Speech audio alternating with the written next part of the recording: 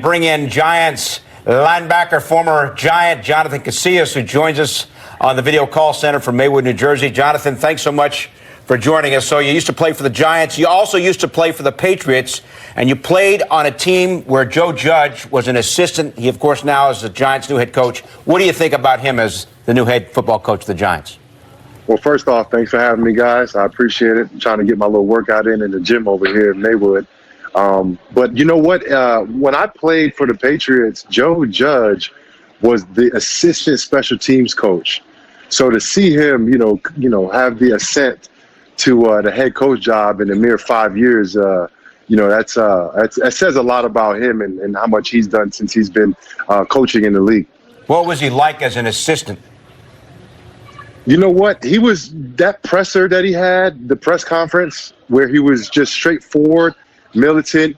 I feel like he was pretty transparent in what he requested from what he wants to request from the team. And he was pretty much that way. He was a younger coach then, assistants, they don't really speak too much, but they're pretty much involved because they do a lot of work. When you have, he's working underneath Scotty O'Brien, who was the special teams coach at that time. So he was kind of low in the totem pole. So he did a lot. He didn't really say too much, but me and him personally had some conversation. And like I said, he was very straightforward. He kept it real with me. I came in from Tampa Bay Buccaneers in the middle of the season. So, I had some people that I tried to confide in, and that was some of the players, and it was Joe Judge as well. All right, Jonathan. So speaking of assistant coaches, the Giants have added Jason Garrett to the staff of Joe Judge as the offensive coordinator. What do you think about the fit there? I like it. Whenever you can grab a coach from another conference, from the same division, the same conference, and put them on your team, I think that's advantageous for the Giants because now you can look back and Jason Garrett has so many different attachments to the Cowboys that when it comes down to playing them twice a year, Jason Garrett is the guy to go to. He can give the ins and outs of the Cowboys' full roster and their scheme and everything. All right, John, I know as you all were sitting down, as we all were on Sunday, watching these NFC and AFC championship games, the Chiefs and the 49ers have that set in Miami in a couple of weeks on February 2nd for the Super Bowl. But I want to know your thoughts on both of those games, especially when you think about a San Francisco team that has a guy like Raheem Mostert come out of nowhere for over 200 yards and 4 touchdowns, something that hasn't been done in a playoff game. Well, that's the exciting thing about playoffs. The superstars in the NFL, they're crowned in the playoffs. They come up in these big time games, and we saw that in the first couple weeks in the wild card round, in the divisional round, where we saw Derrick Henry, who he's been a pretty good running back in the league, but we saw him ascend to greatness, and I feel like Mostert is taking that. The same type of presence. We didn't really know who he was during the year. They had a whole bunch of backs that they were rotating in, and he's been, getting the due carries the last few weeks that they've been playing. And as you can see, he's ascended to greatness. And it was very exciting to see him, kind of carving up that defense over in Green Bay. So, Jonathan, you were on the Saints team that won Super Bowl 44 over the Colts. And one of the most surprising plays in the history of the Super Bowl is the onside kick that you guys executed to begin the second half, the onside kick that you recovered. What was that like back then, and what does that memory mean to you as time passes? It's still surreal. It happened 10 years ago, and we just had the 10-year anniversary down in New Orleans for the Super Bowl.